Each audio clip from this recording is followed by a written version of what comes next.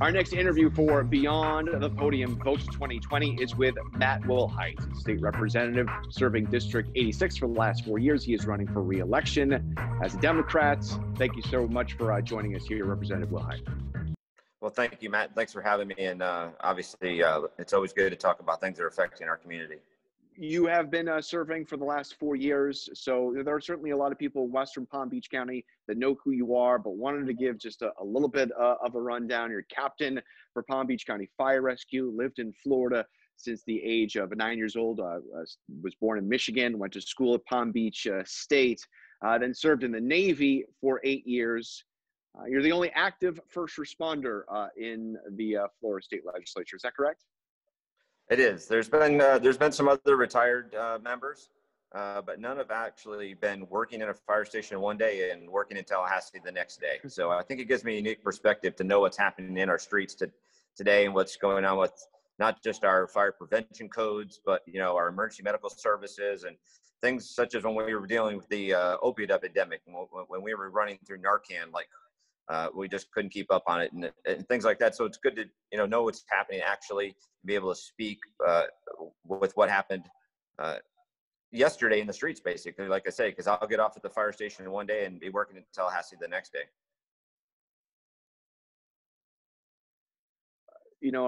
I think a lot of kids grow up with that dream of one day, becoming a firefighter, and then one day the reality sets in of how dangerous and scary the job is, but, not for you. What drew you to becoming a firefighter?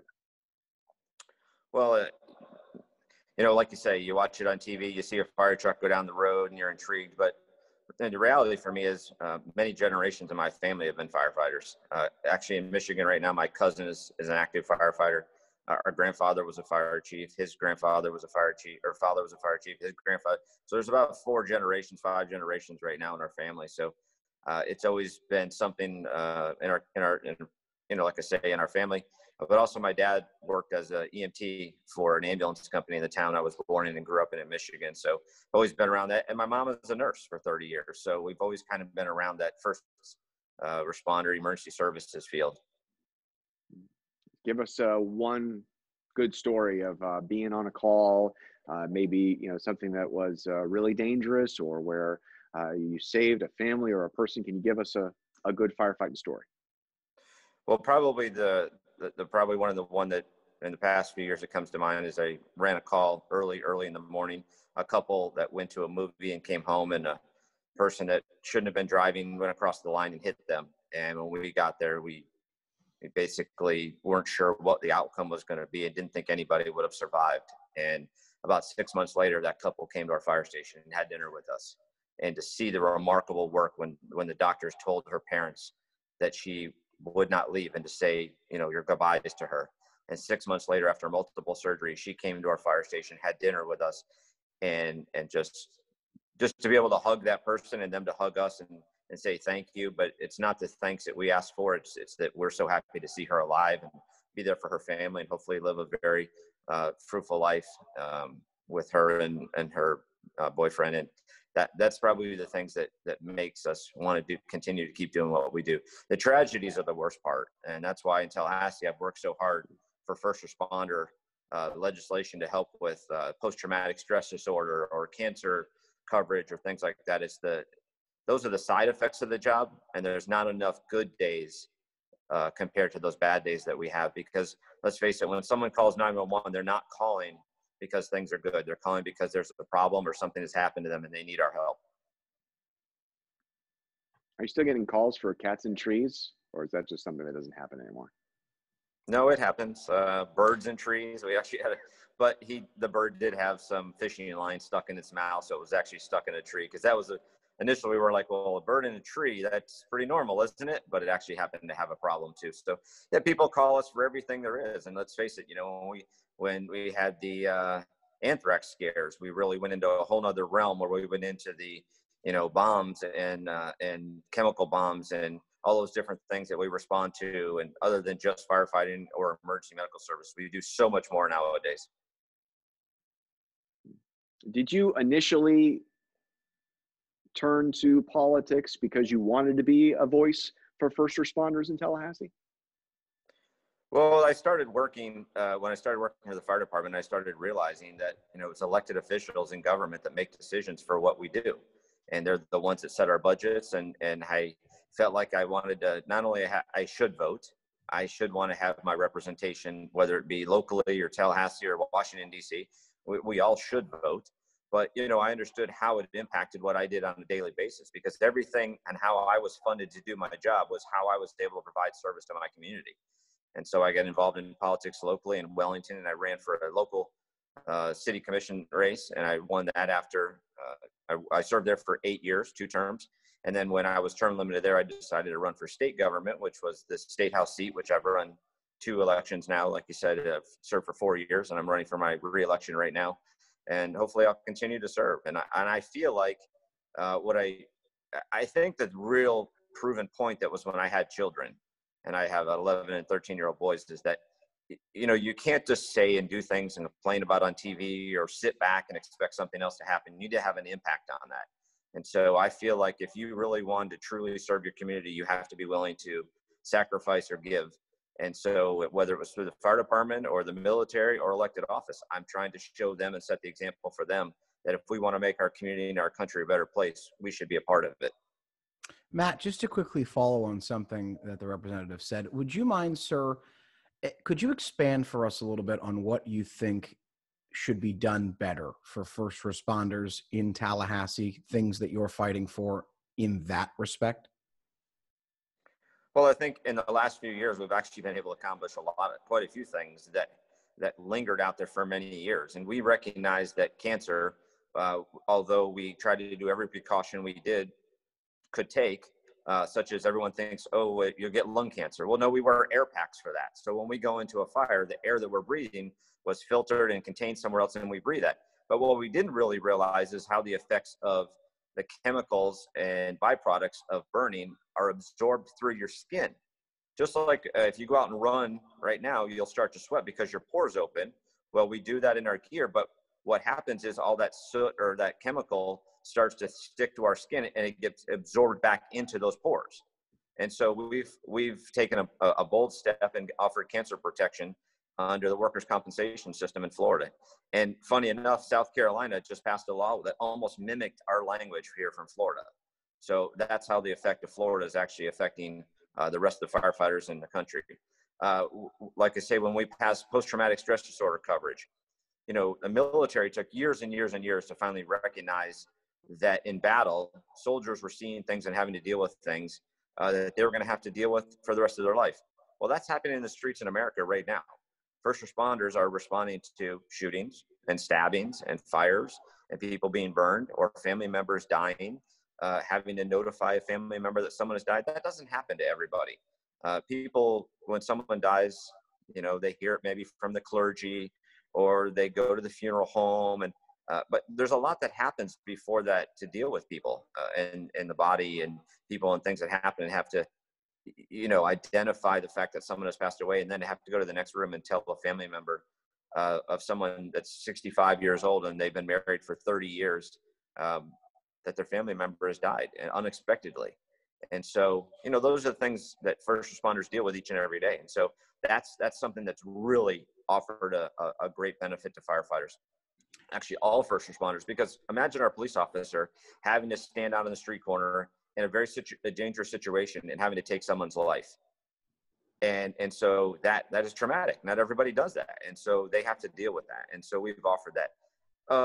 There's always other little things that we can do. Of course, there's always things we can do to help and improve benefits to help first responders to make sure. But let's not forget that first responders aren't just first responders. They're members of our church. They're baseball coaches. They shop in our local grocery stores. They're just members of our community as well. And they want to make sure that they can provide and have the best life and benefits for their family and their children. And I think that the burden is upon us, if we're going to ask them to put their life on the line every day, that we offer them and make sure we give them the best protections possible for their family. Have you been able to teach your constituents or your colleagues in the legislature, or a little bit of both, about coronavirus now in this global pandemic from the perspective of a first responder? Well, I mean, absolutely. Like I said, when I can go from the fire station one day to the legislature the next day, and I tell them the day before I had to wear a mask and I had to wear goggles and I had to gown up and I had to decontaminate my truck and I had to respond to someone that potentially is COVID positive, and then we find out 2 hours later they are COVID positive. Or if we bring it back to the fire station and we're working in a close relationship and working in close quarters, that one of us gets positive, then all of us at the fire station have to come out of the fire station to be tested. Now imagine to that area what happens if there wasn't a fire station with no one able to respond.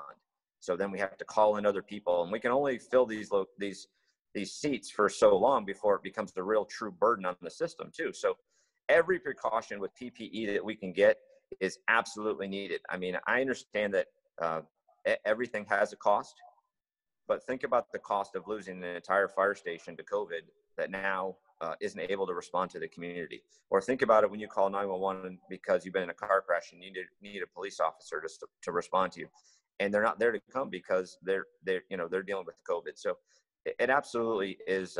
I think I'm a great voice for that area, but understanding that, my field and the first responder field has no party affiliation. When someone calls 911, we just respond. We don't ask what party. So it's easier to talk about these things in politics when we're not worried about party, when we're worried about people. And so I think that's why I've been able to be somewhat successful working across the aisle, because the things that I work on for the most part aren't any kind of a party affiliation. So I think I bring a good voice to Tallahassee for that. It's like you are reading my mind and know my questions in advance, because the next question is on party. Is it difficult to be in the minority in Tallahassee? Do you feel that you're getting enough done? Well, I've been there for 4 years, working in Tallahassee. I've been able to pass 14 bills, pieces of legislation that the governor has signed in. So I would say that's pretty good work. I think I've been able to do that in the minority party in Tallahassee. But again, when the issues aren't relevant to party, when I'm not trying to specifically target something. Now, I'm not getting on national issues when we want to talk about abortion, or if we want to talk about gun rights or things like that. I'm not talking about those. I'm talking about things that are affecting people each and every day. Another thing that I passed this last year was some work for prescription drugs. I mean, prescription drugs are important to every single person that needs them. And so they're not any kind of party affiliation. So this created an automated pharmacy machine, which is basically a kiosk or an ATM for medications. You walk up, you put your prescription in, you put your ID in, you talk to a licensed pharmacist on a TV screen like you and I are talking, just such as telehealth is. And you get your prescription, they'll dispense it to you right there, and it holds up to 600 medications. Those are the kind of things that are important to any party. And so I think it's easy to pass legislation and to work and to have bipartisan support when there is no partisan needed to be brought in these situations. Another bill I passed this last year was for Alzheimer's and dementia.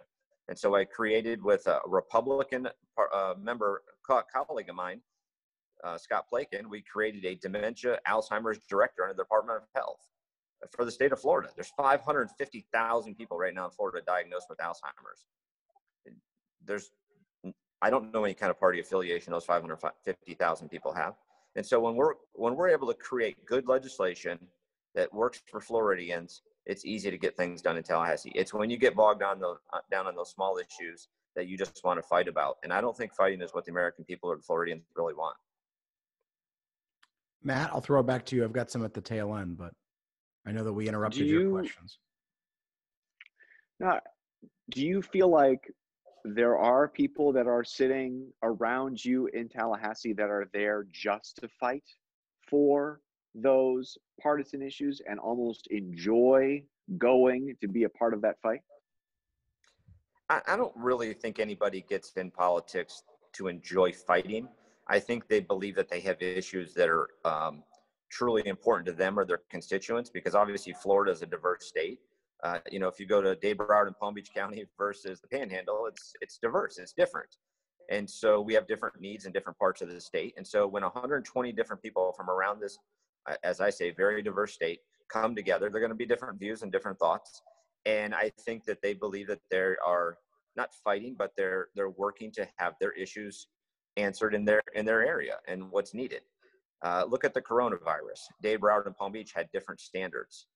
because of the population and different, things like that. So I don't think they truly go there just on purpose to fight, but I think when you get there, unfortunately, there does become some of that divide in partisanship, and it does end up in a gridlock in some areas. And so those are some of the areas that we talk about the longest. I think the good things that come out of Tallahassee, we probably don't talk about enough. We talk about the things that, people like to read on headlines. Speaking of things out of Tallahassee, do you still want to see a special session, or did you originally even want to see a special session for the state's unemployment system? Well, I mean, absolutely. We had, and this isn't, I think, any individual's fault, but we had one of the worst unemployment systems in the state of Florida. I had constituents calling my office. I had one staff member every day. That's all she was doing, was working on unemployment issues. We had people that were in pending situations for months and months and not getting anything. The unemployment system failed. Even the governor called for an investigation into the company that was running the system for the state, which we paid $70-something million for back years ago to run this. And it did not work. And I still have people, and I think it affected the state of Florida by people not getting this. When you call a state agency and you can't get anybody for days, or when you do get somebody and you're disconnected, it certainly disenfranchises people. It makes them upset, and it makes them worry more. Someone loses their job, and government shut the system down, right? We shut it down because we thought we would stop the spread and stop affecting things. So when government shuts things down, government also needs to have the responsibility of fixing things and taking care of people. And for someone that's sitting at home that's not sure, it used to be whether they could buy food or buy prescriptions. Now it's whether or not they can, pay their electric bill or their rent waiting to be evicted. I think we need to do a better job, and we certainly can't wait on Washington, D.C. They did one stimulus package and they've fought about it anymore since then. And I truly don't believe that people wanted this unemployment to sit home and not work. That's just me. I think I have a good work ethic. I work hard each and every day. And I think most people want to try and prosper better. But I think in the meantime, when you didn't have a job to go to, it was our responsibility to try and help them. And our unemployment system failed our residents of Florida. Are you confident the legislature is going to be able to tackle that problem, though, before March? Before March? No. Do I think that it will be an issue or a topic in March? Yes. I think the only problem too is the company that is running that system was just awarded another contract within our state, and the governor hasn't even got any results of this investigation. So IBM was questioning it and put a challenge up to it, and they just denied or dropped the challenge. So it's very concerning to me that they would pick up another contract from the state of Florida for millions of dollars when they've already failed us once. I think the burden is on us as lawmakers to try and protect our residents and to make sure that these contracts are fulfilling the obligations of them are. So I think in March, this is certainly going to be a topic of conversation. For our listeners, before we throw it back to Matt, March 2021 is when the next legislative session begins. That's why he and I are saying March. Matt? And Representative Willhite hopes he's going to be going back to Tallahassee in March. Representative Willhite, thank you so much for your time. Well, thanks, Matt. I appreciate this. Again, I ask that everyone vote on November 3rd and hopefully have a voice in their future in their government. So thanks for everything you're doing, and appreciate the time.